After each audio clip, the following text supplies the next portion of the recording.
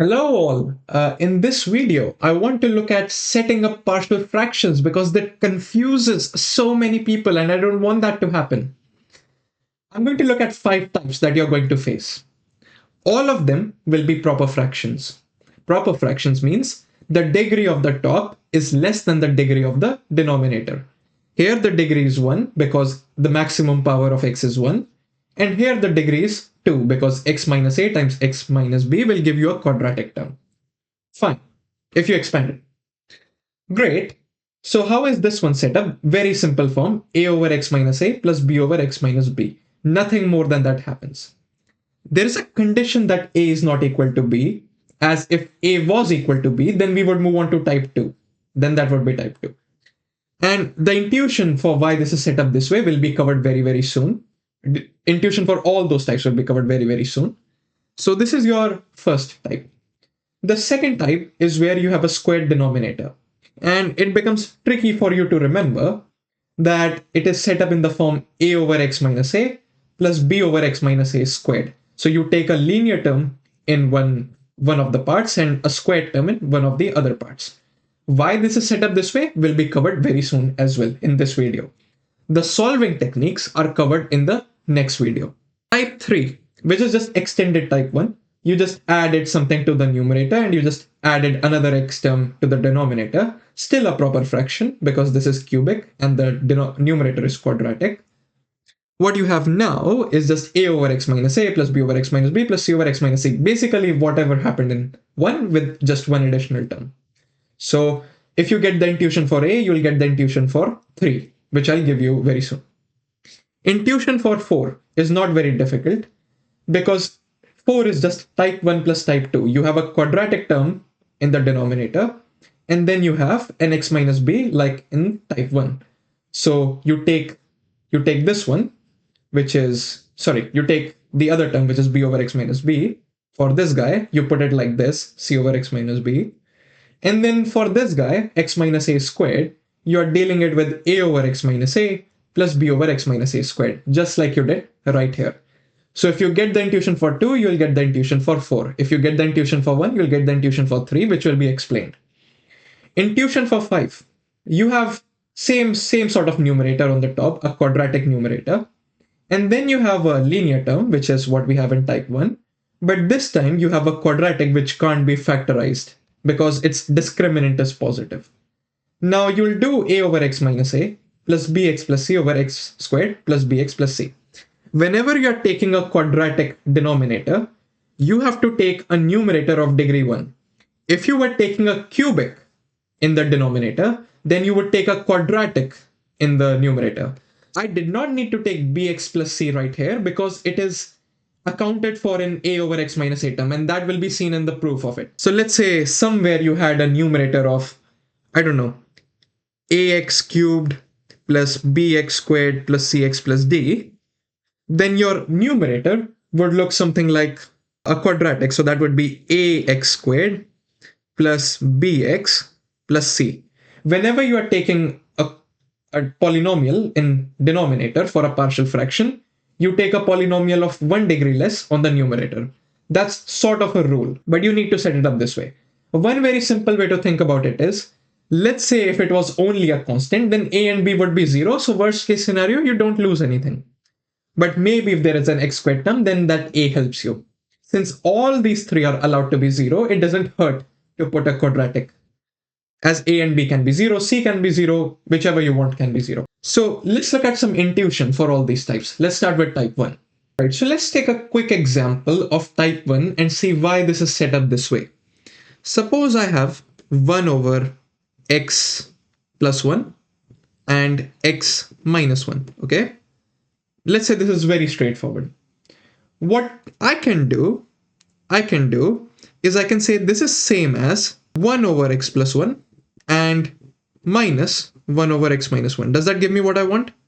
X minus 1. Actually, this would do 2. I think 2 would do the job here. If this was 2 right here. Because if I were to expand this, what would I get? I would get x minus 1 minus x plus 1. And then I would have x plus 1, x minus 1 in the denominator. So what I should do is actually I could call it minus 2. Yeah. So let's say minus 2 over x plus 1, x minus 1, is same as 1 over x plus 1 minus 1 over x minus 1. Since when I expand it, I get x minus 1 minus that. And here, if I expand it further, I will get x minus 1 minus x minus 1 over x plus 1, x minus 1. So should not be very hard to see that this is the exact same thing as what we want. And that is why we can generally set up the partial fractions of a very simple form, proper fraction, in this way: a over x minus a, b over x minus b. I did not have an x term here, my p was equal to 0. But if p was not equal to 0, then we'll see examples of that as well. It's basically the same thing. But that would be for the next video. This is about setting and giving the intuition as to why it is what it is. So in general, that's okay. One thing you could notice is, let's say I consider this bit. I only consider this bit for now. What is this bit equal to? This bit is equal to a, x minus b, plus b, x minus a, all over x minus a, x minus b, right? And I should say that a is not equal to b here. A is not equal to b. That was an additional condition. So if I think here, and I just expand this is just a plus bx, right? I will get ax term, I'll get bx term, so I'll get a plus bx term. And then I will get a constant term. That would be negative ba, I think. Yeah, negative ba and negative ab. So be careful of the constants. So what I have is a term in x and I have a constant term. Isn't that the same thing right here? Isn't that the same thing right here?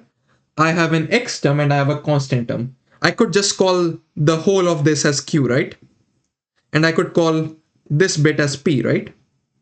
So this is p, this is q. And so this is p plus like q, right?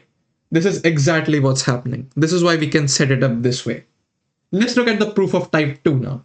So here we're looking at example of the squared denominator type, which is type 2, x minus 4 over x minus 2 squared.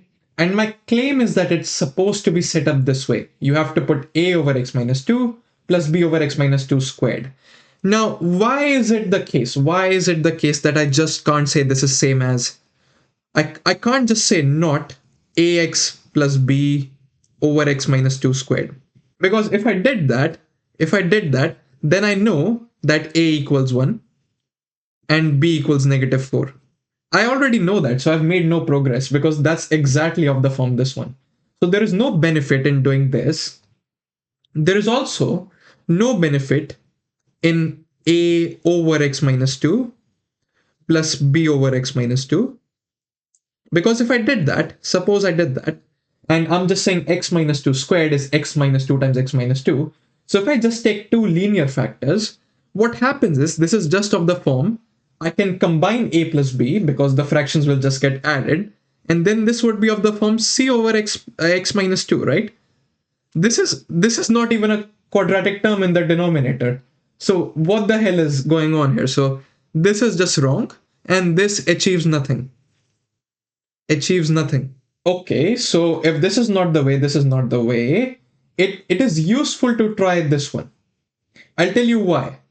But this thing comes from here. This thing comes from here. Actually, I can get rid of the not sign. Because if I were to say ax plus b over x minus 2 squared, if I'm taking a quadratic denominator and I take 1 degree less numerator, which would be a linear numerator, ax plus b, what I can do is I can sort of separate this out a little bit. What I can say is, if here I know my a is 1 and b is negative 4, so I can say, yes, I do have x minus 4 over x minus 2 squared, which is amazing.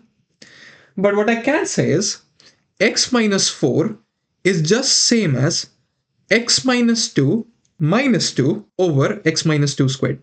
Correct? Correct? But I can separate this as well. I can say this is same as x minus 2 over x minus 2 squared and minus 2 over x minus 2 squared. Correct? Okay, now x minus 2 and x minus 2 will cancel out one time. So this would just be 1 over x minus 2 minus 2 over x minus 2 squared.